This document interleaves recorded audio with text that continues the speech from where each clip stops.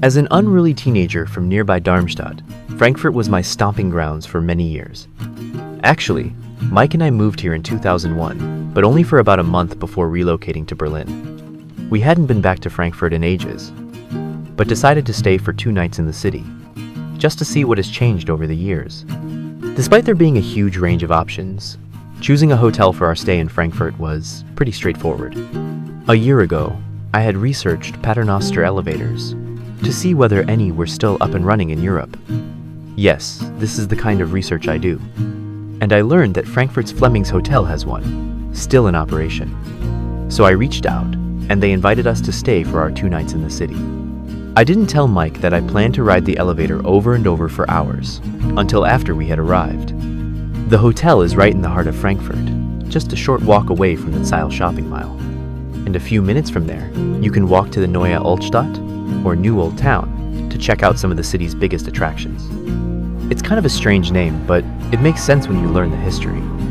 The city's original Old Town was reconstructed to reflect its former glory, officially opening in September 2018. In the New Old Town, you'll find the Dome, the Romer Plaza, and by crossing the plaza, you get to the Main River.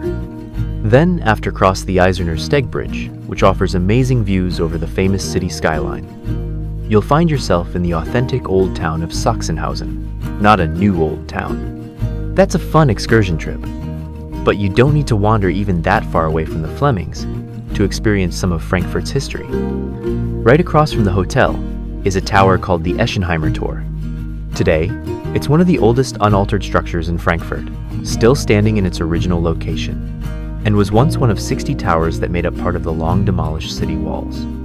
History can also be seen in the hotel building itself.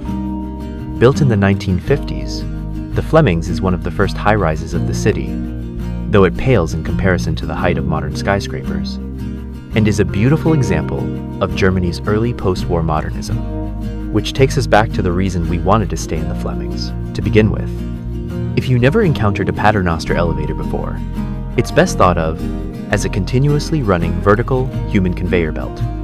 The platforms don't stop at each floor, so you just need to trust yourself, grab the handle, and step confidently into the cabin. But don't worry too much.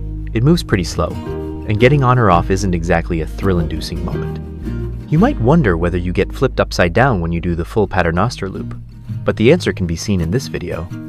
We'd also like to note that the elevator only runs during the hotel's breakfast and dinner hours.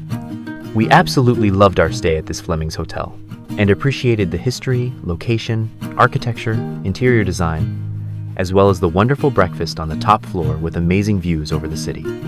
And let's not forget our incredible room, about which we had no complaints.